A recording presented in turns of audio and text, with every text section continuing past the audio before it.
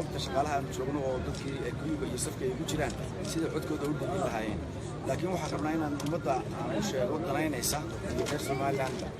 in codbixintii imika saacadda iyadoo ay 7 iyo dhowr daqiiqo imika dhaaftay ay ka bilaabantay dalka oo dhan meel kasta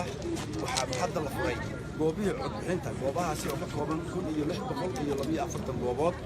saacadda aynu wada joogno aynu hadlayno ayay ka bilaabantay waxaan rajaynaynaa insha Allah billahi alkarim in ay ku dhamaato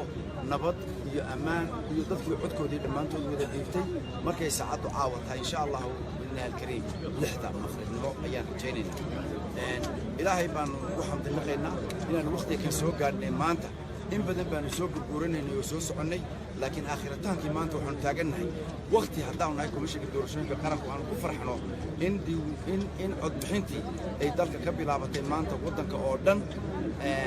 si nabadana ay ku socoto ilaahayna waxaan ka rajaynaynaa in ay natiijo khayr qabta